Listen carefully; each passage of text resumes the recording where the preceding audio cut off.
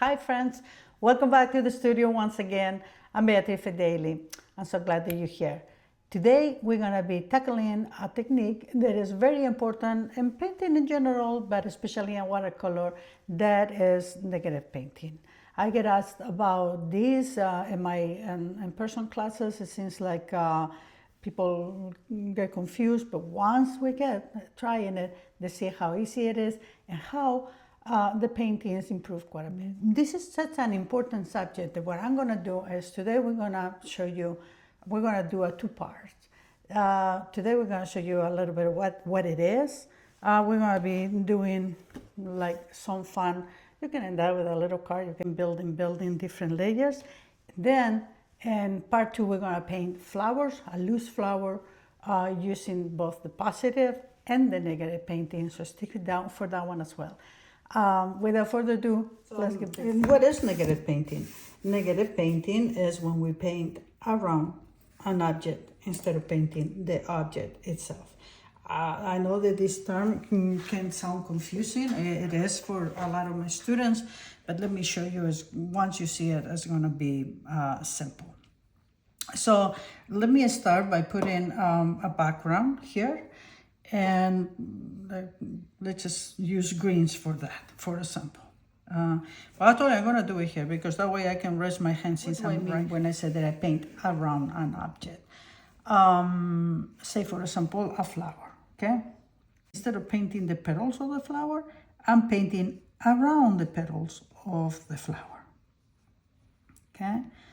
So, but by doing this, by painting around it, the flower is gonna appear. And by the way, this is just an exercise, but I'm planning to do a video when we're gonna be doing a painting, a whole painting where the negative space is gonna be used quite a bit. So let's get the technique down first, and then we will come back and do the art painting after.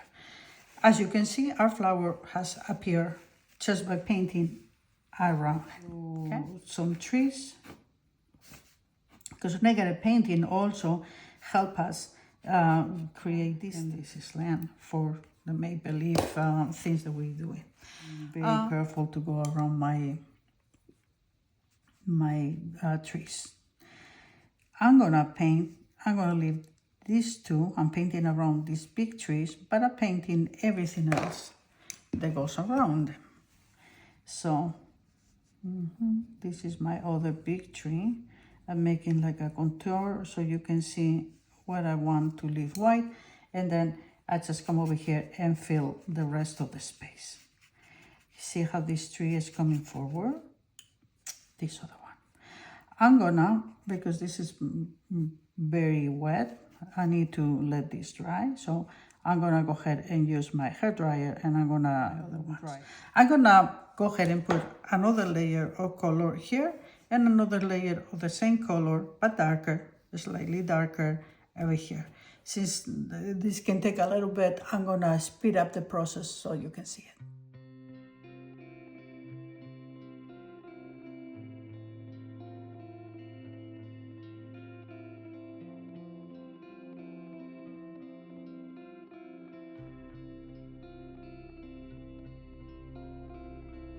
Okay, so as you can see, by putting the second layer, painting around it, and the forest, for example, we already pushed these two trees forward, and then the other one seems like they are behind. Excuse my mess. Like I said, sometimes when I paint, I go fast, and I'm a messy painter. So I just did a few things for fun. And over here, we're gonna also add more trees, more impressions of trees, tree trunks. And let's just put a few over here. Now, this is painting in the negative, obviously, as I'm showing you, but we don't only do it like contours, like around. We can also do it inside. Say, for example, this is a flower, and these are my petals, right? So I can do, here, let me show you here, paint around the petal. Then I will blend. I will put this petal more on the dark side. And by doing that, this petal looks behind and this petal looks forward.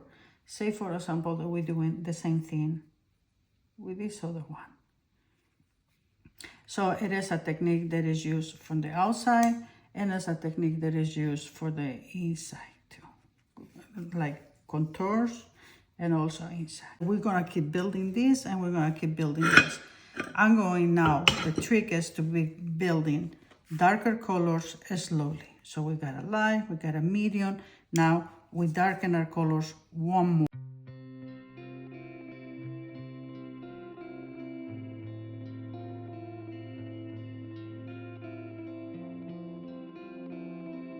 As you can see, negative painting is more than just painting around the edges. Yes, it is so. And then you can have an object appear by painting the space around it. We create depth with it, move something forward or leave it in the back, or you can do fun designs. I'm gonna finish this one and then I'll show you the end result.